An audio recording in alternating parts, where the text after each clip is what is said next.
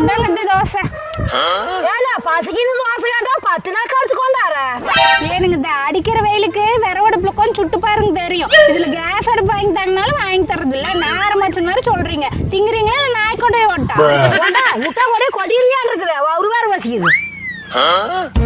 அம்மா பாபா என்னது ஏனுங்க கண்ணு தெரியலையா? தோசை என்ன சூனி மட்டும் உண்மையா இருக்குது தோசைங்கிறேன். ஏனுங்க தான் என் பிள்ளைக்கு சொல்ற மாதிரி கண்ணு வச்சு காது வச்சு மூக்கு வச்சு எல்லாம் சுட்டுட்டு வந்தா இப்படி பேசுறீங்க. ஏடி கண்ணு வச்ச மூக்கு வச்ச நீ ஏன் ஒரு சட்னி ஒண்ணு வச்சியா? விஷம் தான் கலக்கி வச்சிருக்கோம். எது அது இப்பதான் தேங்காய் வாங்கி முளைக்கு போட்டிருக்கணுங்க. அது மரமாயி தேங்காய் காய்ச்சக்கு அப்புறம் சட்னி அரைச்சு தரேன். அதுக்குள்ளே நான் முழக்கு போட்டுருவேன். யார் நீங்க? அட ஏங்கத்தான் நான் புழக்க போட்டு என்ற புள்ள புழக்க போட்டு என்ற புள்ளையோட பேச்சு புழக்க போடுற வரைக்கும் கூத்துக்கெல்லாம் இருப்பீங்க. அதுக்குள்ள காமெடி பண்ணிக்க. என்ன இந்த அடி அடிக்கிற? இந்த இருக்கிற 2 வலையும் பேத்து போட்டீங்கன்னா இந்த தோசையை எப்படி திங்கிறது? அட பல்லு போனா என்னங்க தோசை சுட்டுதியாரு?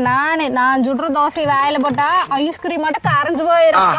என்ன காணாமே போயிரு. அன்னைக்கு அப்படித்தான் குட்டி நாய்க்கு ஒரு தோசை விட்டு போட்டேன். அன்னைக்கு ஓடல் குட்டி நாய் இன்னும் இந்த பக்கமே காணும். அது ஒண்ணும் நான் சுட்டு தோசைனால இல்லைங்க.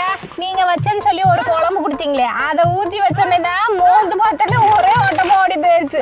அப்படிதான் உங்க வீட்டுக்காரர் ஓடி போயிருப்பாருன்னு நினைக்கிறேன். என் வீட்டுக்காரரை பத்தி பேசுறீங்க எனக்கு சரியான கோவம்.